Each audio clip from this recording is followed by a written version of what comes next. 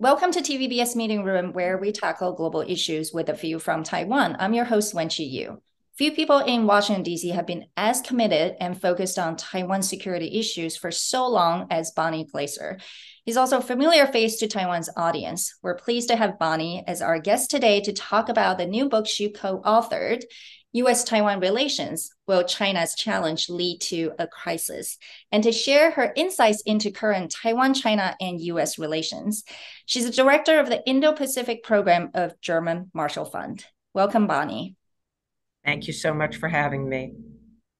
Well, in this book, you and the other two authors argue that it's not the US role to solve the cross-strait challenge, to mediate between Beijing and Taiwan, or to negotiate with Beijing, America's relationship with Taiwan, which a few previous American presidents have done. So what is the role of America then? I think the role of the United States is to create an environment that is peaceful, to keep peace and security in the Taiwan Strait and create space for the two sides of the strait to work out their differences, not through use of force by Beijing, and certainly not through coercion. Essentially, it is just to create the opportunity for Taiwan to not be intimidated, bullied, taken over, God forbid, by force, but to give the opportunity for time and space for Taiwan and China to eventually work out their differences peacefully in the ways that serve the interests of the people of Taiwan. Well, that is assuming that Taiwan and China can actually work out the differences and can engage in dialogue. But it seems that that is not on track right now, right? So would U.S. get involved in trying to broker any conversations or dialogue? I do not think so. The United States does not see its role as an active mediator between the two sides of the strait. It has never played that role. There are aspects of the relationship between Taipei and Beijing that the United States does not get involved in. For example, the United States has never taken a position on the 1992 consensus. It does not favor one party over another. It simply wants Taiwan to be able to have free and fair elections. And that will be true, of course, in the elections coming up in January as well. Mm-hmm. Well, aside from the book, we all know that, when it comes to policy on Taiwan, the role of Congress is just as important as the administration, if not more. And it has a long history of that. We don't need to go into that. However, I do hope to hear from you how, when there are two different political parties in the Congress as well as in the administration, how do you really listen to Washington D.C. or analyze when it comes to the real policy on Taiwan? Congress has always played a very important role and a unique role in U.S. policy toward Taiwan. And of course, 1979, the creation of the Taiwan Relations Act, that remains the framework for the U.S. Approach to Taiwan, and ensuring that the Taiwan Relations Act is implemented is one of the jobs of Congress. I think that it's really only been in the last 5 years that Congress has actually enacted laws that seek to strengthen Taiwan's security and U.S. ties with Taiwan. That's relatively new, and it suggests that there are many people in Congress who believe that the Taiwan Relations Act may need to be in some way bolstered or supplemented. So we see many dozens this year. I think we're up to something like 25 or 30 bills that have already been introduced in Congress this year and that pertain to Taiwan. And there are many of them that are relevant to Taiwan's security. Of course, the support for Taiwan is really bipartisan. Not that the parties always agree on everything.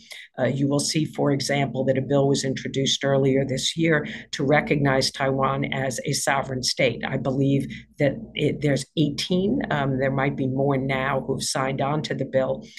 They're all Republicans.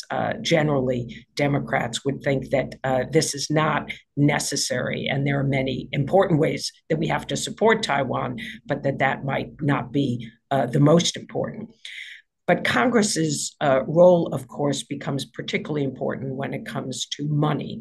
And a good example would be providing Taiwan with foreign military financing, putting Taiwan in this category where it's mostly been US allies in the past that can receive US funding for the purchase of weapons or training that comes along with that. So that is another example of Congress. But I would say that there is still concern in the executive branch that the president's constitutional authorities are not impinged upon by Congress. And so you will often find signing statements that go along with bills that are passed where it is said that the president retains the right to make final decisions about how something is implemented, even though it may be included in the language of a particular law. I mean, this is certainly, one of the more fascinating decision-making process that I don't think most people outside of the U.S. really understand when they look at U.S. policy toward Taiwan. Any congressman's statement or, things, tends to be quoted by the media as if it is U.S. policy. So appreciate your explanation. And so in your decades of work on Taiwan and China, what have been the biggest surprises?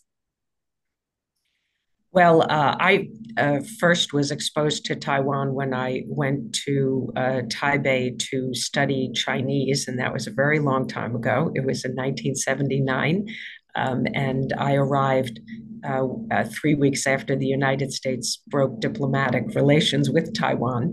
So it was really a very interesting and unique period. And of course, Taiwan was under martial law at the time. So I think what really has surprised me most is how Taiwan has transformed since then. Of course, the lifting of martial law, the freedoms that have become so much a part of Taiwan's society. The fact that Taiwan became the first country in Asia to enact a gay marriage law. These are things I would not have expected in 1979. So that is what has surprised me the most. That's nice to hear. And obviously, the 30 years later, Taiwan has changed a lot, both politics as well as economically and society. Including having a female president, Tsai Ing-wen. And it appears that you and the other two authors in the book actually recognize President Tsai Ing-wen's strategy when it comes to, being more steady and calm management of the cross-strait relationship and Taiwan-US relationship. But her term is up next year. So how should Washington, D.C. be prepared for Taiwan post-Tsai Ing-wen?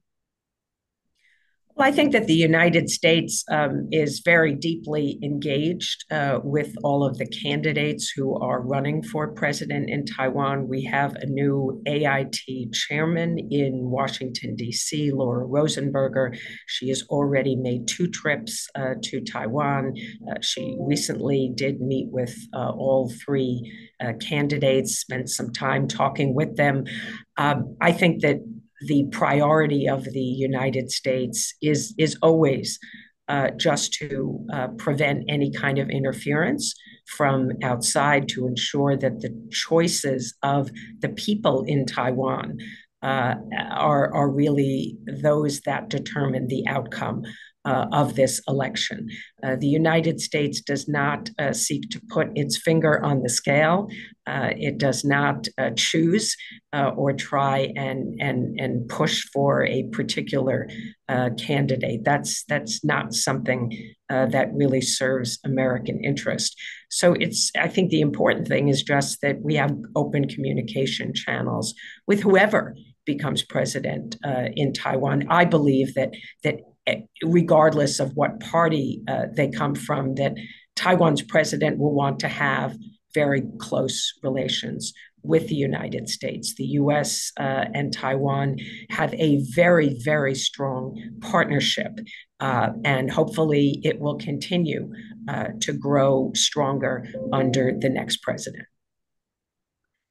Well, Washington, D.C., has been quite focused on building up Taiwan's defense for better deterrence. And that is also President Tsai's priority. Right now, many assume China will invade or annex Taiwan when its military is strong enough and ready. In your book, you also point out that this is actually debatable. Do you believe that a better relationship between Taipei and Beijing would actually prevent China's invasion of Taiwan?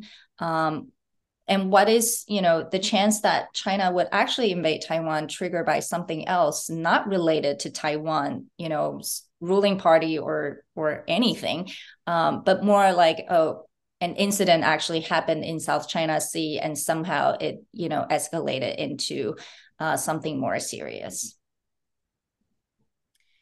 Well, as for the latter part of that question, I think that most experts on China and the PLA believe that if China had a conflict that it was involved in on one front, that it would not see it as advantageous to open another front.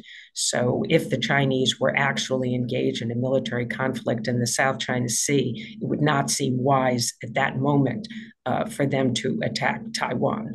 The Chinese likely would have enormous challenges in one conflict. They would not want to divide their resources and attention. So it is not in their interest, basically, to do something like that. No, I think it does not serve their interests. I think most people are concerned about the reverse. So, for example, if China were to invade Taiwan, there are concerns that North Korea might use that as an opportunity to use force against South Korea and even invade. But that could involve China in some way, shape, or form. But if China were to be engaged in a conflict elsewhere, I don't think it would want to divide its attention. And going back to the previous question, do you believe a better relationship between Taiwan and Beijing would actually prevent China's invasion of Taiwan?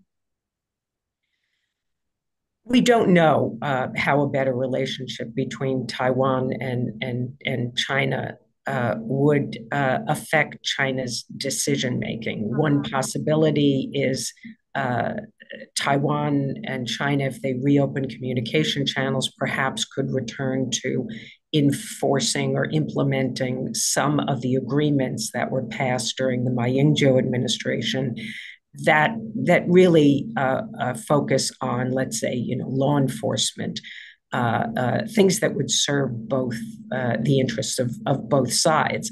And that would be welcome by the United States. But there is a possibility that if the two sides reopened communication channels and began cooperation, that we could see Beijing impose pressure on Taiwan to engage in political talks. And I think that is something that China, of course, has always wanted. I think it encouraged the Ma Ying-jeou administration to engage in political talks. And at the beginning of President Ma's administration, he expressed an interest in having some kind of political dialogue with China. But he himself backed away from that, recognizing that the domestic support in Taiwan was absent. And so there is one possible scenario, and of course there are many, that if there were better relations between the two sides of the strait, that maybe Xi Jinping becomes more impatient, or maybe he becomes less impatient because he's less worried about Taiwan declaring independence. So we really don't know. Yeah, I think especially after Ma Ying-jeou's failed attempt to, have a better relationship with China because of domestic resistance. I think that's changing Beijing's thinking about Taiwan as well. I think in the past, most people would think, China believes time is on their side, and so they're willing to be patient. But my question is, especially after the protests in Hong Kong, and given the increasingly hawkish stance in Washington, D.C., do you Beijing still believes in that? And even sort of, believing that there are still elements or forces in Taiwan that they can work with towards their ultimate goal with Taiwan? I don't think that Beijing has given up on its goal of peaceful reunification with Taiwan, but a very important caveat there is that peaceful includes all the forms of coercion that China is using against Taiwan. And this is, of course, military and diplomatic, economic, increasingly use of cyber disinformation, etc. But I think it's important to not look at this issue through the lens of what we see on the outside. It is important to look at authoritative documents in China. Last November, there was a very authoritative statement by the Chinese that time is always on the side of the mainland when it comes to Taiwan. I think that was the exact quote or close to it. And I don't think that language would be used if they had concluded exactly the opposite. So I think that China is not perhaps as confident as it was years ago that it could achieve reunification in the near term. But I don't think they've given up on it. And if they can't achieve it peacefully, they have greater and greater confidence that they can achieve it through military means because of the very rapid development of PLA capabilities.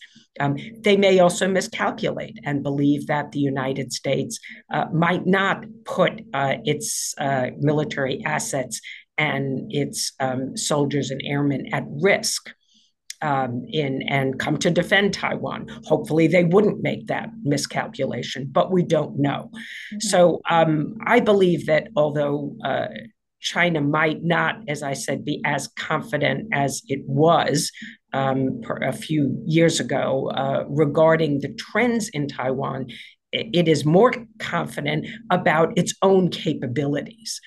And so it's really hard to say whether China has completely lost hope. If that were the case, then they might have already made a decision to use force against Taiwan. So we know that according to the US intelligence community, that Xi Jinping has instructed the PLA to have the capability to invade Taiwan by 2027. At least that is what is widely believed. I have not seen the evidence, but there is certainly no evidence that Xi Jinping has made a political decision to take Taiwan, that he has concluded that reunification cannot be achieved through any means other than use of force. Yeah, it sounds like the difference is really having the capability, but whether you are using that capability to actually move on Taiwan or not, that's a separate issue. Well, for someone who's worked on, Taiwan and China for so long, do you have any personal view in terms of what an ideal relationship can be between the two political entities? That's a very difficult question to answer. And first, I would say that I am, as an American, it's not for me to decide. I don't think it's for any other country to decide, which is why I started out saying that the U.S. role is really to create a peaceful environment so that the two sides can work out whatever differences when they have the will to do so. That doesn't mean the U.S. is urgent to have them work them out now. That, again, is up to Taiwan. But of course, this should be done in a way where both sides have equal status and are able to protect their interests and are not subject to coercion. We don't want to see China force Taiwan to accept something that its people don't want to accept. So for me, the ideal relationship is one in which the people on both sides of the strait get to know each other better, get to understand each other, and decide that ultimately they have to work out their differences peacefully, and that China abandons its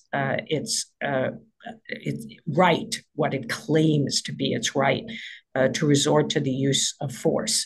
I think that the anti-secession law that was passed in 2005 was unfortunate, not the right direction that Beijing should be going. I understand why they did. I understand why they reserve the right to use force.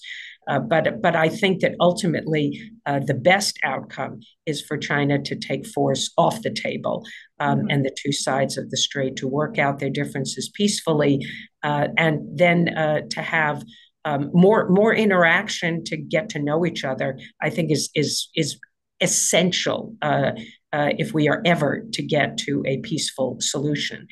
And I'm not overly optimistic, so I don't want to sound Pollyannish, because there is no certainty that a peaceful solution will be achieved, but we should never give up hope.